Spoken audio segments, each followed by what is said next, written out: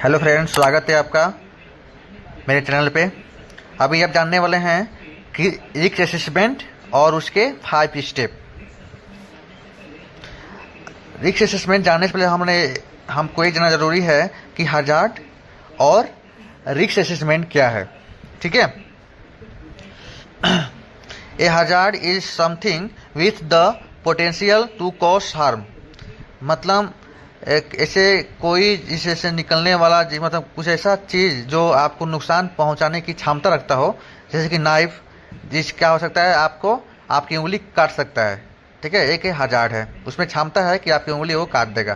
ठीक है, तो ये एक हजार्ड हो गया। रिस्क का मतलब क्या होता है? रिस्क बराबर लाइकलीहुड, ओके, एंड गुणे सेवरिटी। ओके ओके मतलब जो भी हजार्ड है उससे निकलने वाले परिणाम को हम रिस्क बोलते हैं। ठीक है।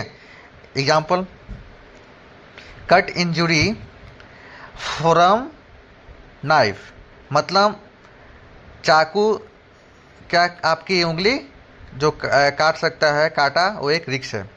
ठीक है, जो मतलब हजार्ड से जो भी निकलने वाले परिणाम को हम रिस्क बोलते हैं। ठीक है, चलिए अब जानते हैं कि रिस्क असेसमेंट क्या है।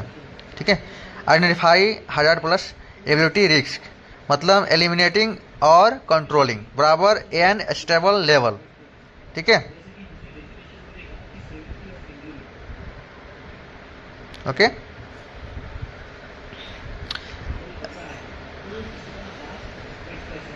ओके, तो अभी हम क्या करेंगे कि ये जो रिस्क असेसमेंट का मतलब क्या होता है कि हम इसे क्या करते हैं, कोई भी जो रिस्क है इसे हम मतलब आइडेंटिफाई करते हैं, जिसको हम रिस्क असेसमेंट बोलते हैं। मतलब हम उसमें देखते हैं कि इसमें क्या क्या रिस्क है, इसमें क्या क्या खतरा हो सकता है, उसमें हम इसे हम आइडेंटिफाई करते हैं।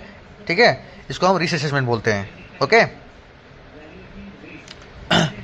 तो ऐसे क्या होता है, the prevention of accident and ill health. Okay,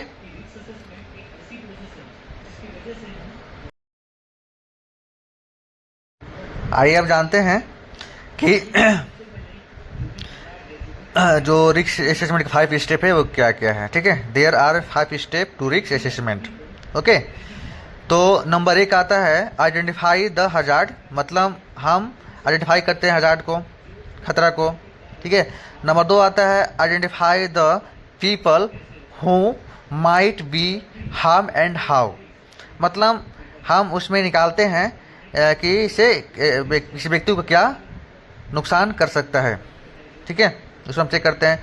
तीसरा नंबर आता है evaluate the risk and decide on precaution, मतलब हमने उसमें तीसरा स्टेप आता है कि हम ने जो रिस्क है उसके लिए हमने क्या प्रिकॉशन डिसाइड किया, ये हम तीसरा स्टेप आता है। ठीक है,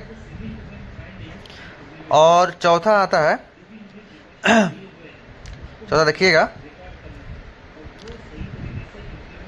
चौथा आता है record the significant finding and implement then, मतलब हमने जो भी प्रिकॉशन लिया उसको हमने इम्प्लीमेंट किया, जो हमने बना नियम कानून बनाया उसको हम इम्प्लीमेंट किया और उसको रिकॉर्ड भी करना रहता है। ठीक है, पाँचवें नंबर पर आता है review and update a necessary, मतलब हम उसको क्या करेंगे, उसको जो भी हम रिव्यू करेंगे और उसको अपडेट करेंगे। जो ऐसा लगता है कि हाँ इससे नहीं होने वाला है, कुछ और नया करना है, तो उसको हम चेक करेंगे और फिर उसको अपडेट करेंगे। ठीक है,